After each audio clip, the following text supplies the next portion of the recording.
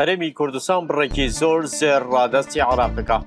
نووسینگەی سەرۆکوەزیرانی هەرێم ڕایگەاندووە تۆندراوەڕێکاری پێویست بەرامبەر بە گەندەڵکاران بگیرێتە بەر و دەست بە سەر بڕی 358 کیلۆگرام زێر دابشێرێت. دواتر ڕادەستی دەستەی دەستپاکی عێراق کراوەتەوە. نووسینگەی سەرۆکوەزیرانی هەرێمی کوردستان لە ڕاگەیەندراوەکەیدا ئاماژەی بۆ کردووە لە چوارچێوەی هاوکاری و ئاوانگی بەهێز و بەردەوامی نێوان عەلی زەیدی سەرۆکوەزیرانی عێراق و مەسعود بارزانی سەرۆکی حکوومەتی هەرێمی کوردستان لایەنە پەیوەندیدار و دامودەستگاکانی حکوومەتی هەرێمی کوردستان و حکوومەتی فیدراڵدا هەیە.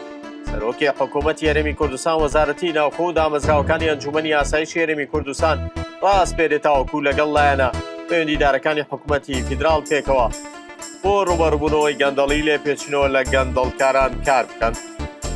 ئەوەی خستووەتە ڕوو لە ماوەی ڕابردوودا لە ئەنجامی هاریکاریەکانی نێوان هەردوولا لە چوارچێوەی هەڵمەتی ڕوبەڕووبوونەوەی گەندەڵی واپاراستنی سامانی گشتی تواندا ڕێکاری پێویست بەرامبەر بە گەندەڵکارەکان بچیرێتە بەر، دەستگیر بکرێن، بڕی زۆری پارە و زێر وا مڵک و سامان بگەڕێنرێتەوە بۆ گەنجینەی گەشتی.